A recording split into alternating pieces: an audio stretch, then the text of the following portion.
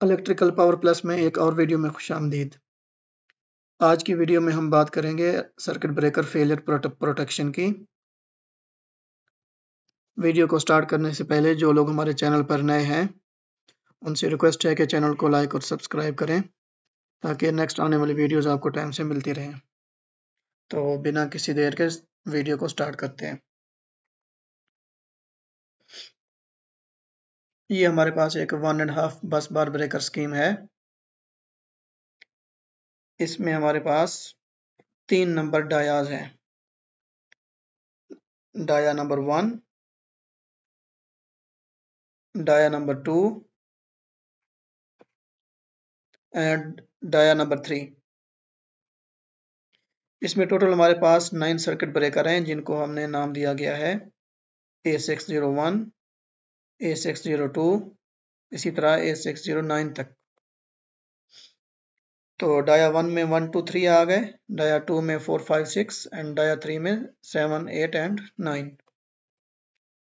Dia 1 में हमारे पास एक लाइन है, लाइन 1 एंड लाइन 2, और डाया 2 में हमारे पास टीयर 1 एंड टीयर 2 हैं, और डाया 3 में हमारे पास लाइन 3 एंड लाइन 4 है। अब हमने डिस्कस करना है सर्किट ब्रेकर फेलियर प्रोटेक्शन को। तो सर्किट ब्रेकर फेलियर प्रोटेक्शन को बताते हुए मैं ये चीज़ आपको वाजे कर दूं कि जितने भी हमारे पास सर्किट ब्रेकर्स होते हैं उन सब के लिए circuit breaker failure protection relay रहती है। तो इट मीन हमारे पास 9 सर्किट ब्रेकर्स हैं तो हमारे पास 9 CBF रिलेज होंगी। तो A601 की एक अपनी सेपरेट रिले होगी, A602 की होगी, इसी तरह कंटिन्यूअसली A609 तक हर ब्रेकर की एक अपनी ब्रेकर फेलियर प्रोटेक्शन रिले होगी और वो उस ब्रेकर के कंसर्न ब्रेकर के फेल होने की सूरत में ऑपरेट करेगी।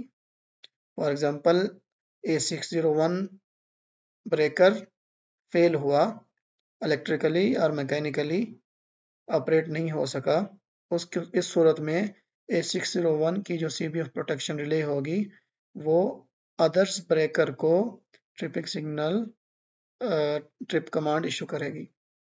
अब हमने देखना ये है कि फॉर एग्जांपल ये 9 ब्रेकर हैं और हम ईच ब्रेकर को देखेंगे कि अगर for example A601 fail to operate तब कौन से सर्किट ब्रेकर्स को वो इसकी रिले ऑपरेट कराएगी। तो उसमें एक कंडीशन है कि उसको फुलफिल करना है और वो कंडीशन ये है कि जब A601 ऑपरेट ना करे, जब फेल हो जाए, तो वो तमाम सर्किट ब्रेकर्स जो A601 के साथ डायरेक्टली कनेक्टेड हैं वो सर्किट ब्रेकर्स को ट्रिपिंग जानी चाहिए ताकि हमारा A601 आइसोलेट हो जाए। इसी तरह अगर A602 फेल टू ऑपरेट है तो हमारे पास उन तमाम सर्किट ब्रेकर्स को ट्रिपिंग जानी चाहिए जो A602 को आइसोलेट कर सकें। ये तमाम के लिए सेम ही रूल है। अब हम देखते हैं कि पहला सर्किट ब्रेकर देखते हैं A601 के A601 फेल टू ऑपरेट। तो इस सूरत में क्या होगा, किस किस को ट्रिपिंग जाएगी।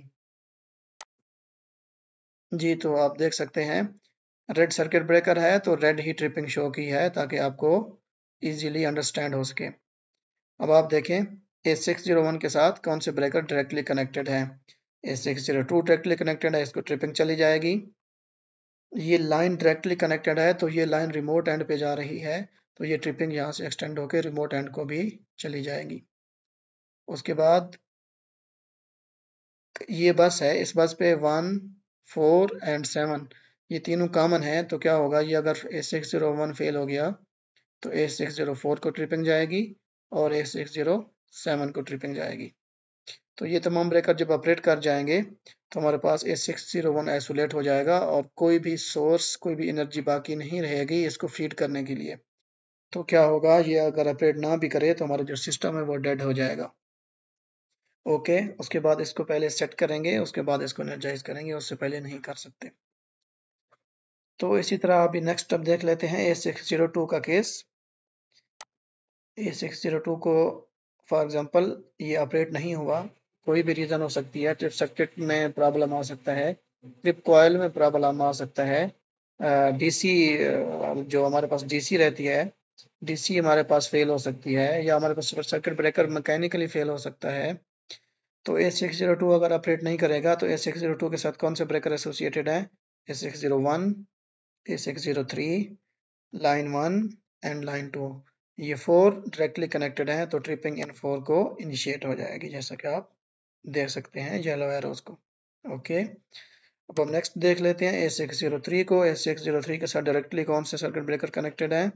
A606, A609 and line 2 and A602। तो अभी हम देख लेते हैं, ये आप देखें, अगर A603 फेल होगा तो हमारी ट्रिपिंग इन सर्किट ब्रेकर्स को चली जाएगी, जो A603 को आइसोलेट कर देंगे। उसके बाद हम देख लेते हैं A604 को। A604 के केस में हमारे पास ट्रिपिंग चली जाएगी A601, 607, TR1 एंड A605 को। इसी तरह हमारे पास यहाँ पे टीयर का कोई अलग स्पेसिफिक सर्किट ब्रेकर नहीं होगा, क्योंकि ये लोकल ही है। तो इट मीन जब ये दोनों सर्किट ब्रेकर ट्रिप कर जाएंगे, ग्रीन एंड 604, ये तो नहीं करेगा, ये और ये, तो हमारे पास ये वाला circuit breaker and transformer isolate हो जाएंगे। इसी तरह नेक्स्ट हमारे पास A605, A605 जब फेल टू ऑपरेट होगा तो क्या होगा जी? हमारे पास A604, A606 और यहाँ पे ट्रिपिंग चली जाएगी। अब यहाँ पे ट्रांसफार्मर है, लोकल है, तो यहाँ पे ट्रिपिंग नहीं जाएगी। अगर यहाँ पे लाइन होती तो यहाँ पे भी ट्रिपिंग जाती, इसलिए ये एरर शो की गई है। जब ये दोनों breaker A604 and A606 operate हो जाएंगे तो A605 आइसोलेट हो जाएगा और हमारे दोनों ट्रांसफार्मर भी आइसोलेट हो जाएंगे। नेक्स्ट A606, सेम आप देख सकते हैं, जितने भी उसके एसोसिएटेड ब्रेकर होंगे वो सारे ट्रिप कर जाएंगे। A607, same process, 608 same, 609 same. Okay, तो ये सारे इसी तरह ऑपरेट करेंगे। जो लॉजिक होती है, जो रीज़न होती है इसके पीछे, कि हमने उस स्पेसिफिक ब्रेकर को आइसोलेट करना होता है और वो इस तरीके से आइसोलेट होता है। तो ये था पार्ट 1। पार्ट 2 में हम स्पेसिफिकली रिलेज को शो करके कि स्कीम किस तरह बनाते हैं, ट्रिपिंग किस तरह रूट की जाती है, लॉकआउट रिले किस तरह ऑपरेट करेगी, वो नेक्स्ट हम वीडियो में देखेंगे पार्ट 2 में। तो तब तक के लिए अल्लाह हाफिज़।